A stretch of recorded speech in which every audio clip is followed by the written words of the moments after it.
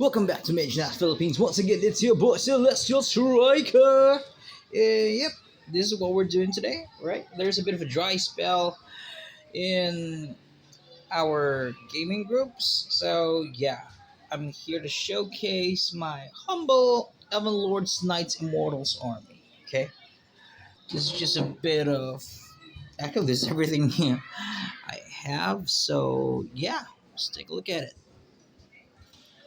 So we have a bunch of weak elven recruits right here.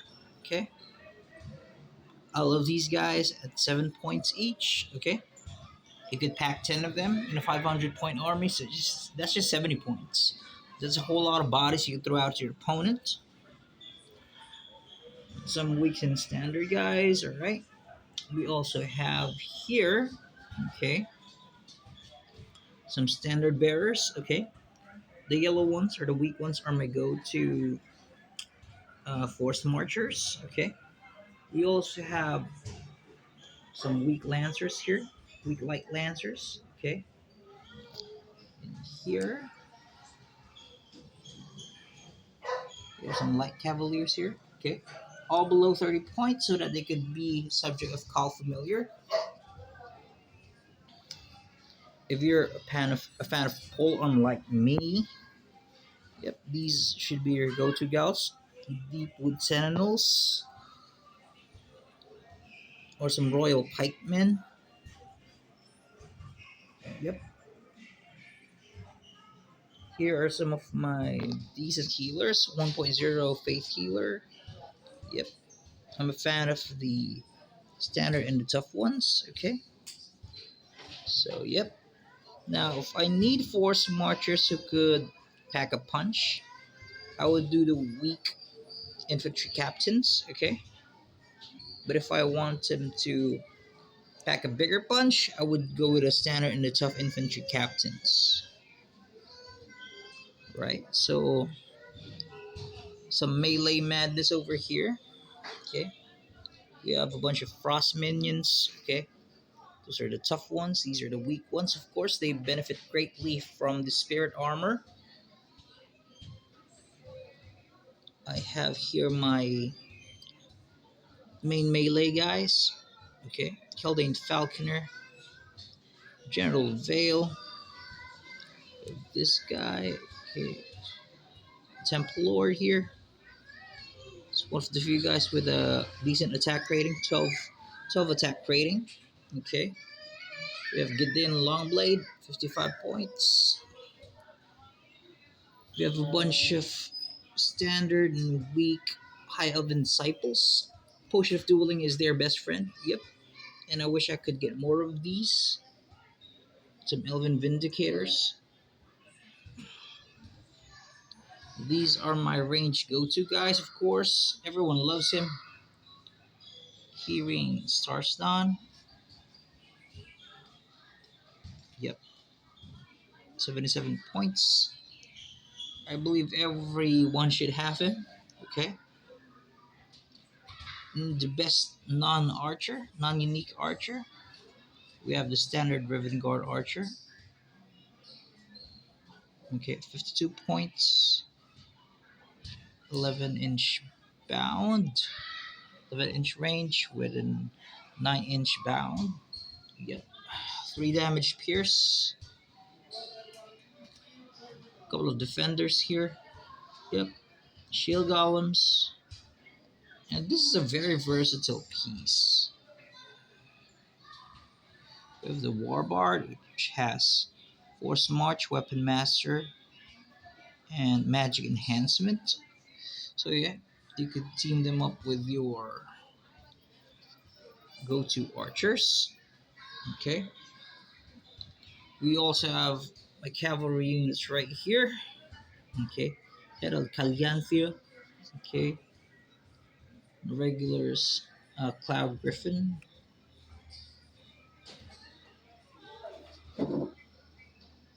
Alright.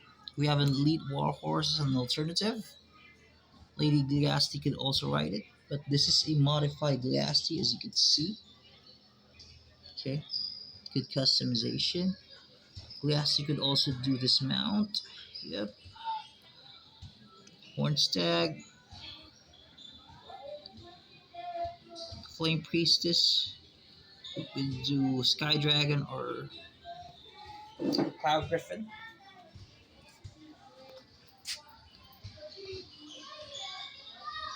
We also have these guys. Okay, War Priestess on the side. We have a bunch of High Elven warriors right here. Not bad. And this side, okay, here are some of the rarer figures that I have. Okay, we have Tal'Drin. Okay, from the Apocalypse Battle Force set. Okay, what I love about Tal'Drin is that he's an excellent melee brute slash support piece. Like he has Pathfinder, Charge, Healing.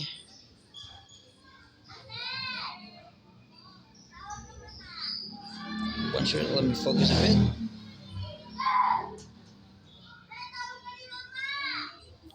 Yep, there's Defend. Okay, sorry about the neighbors.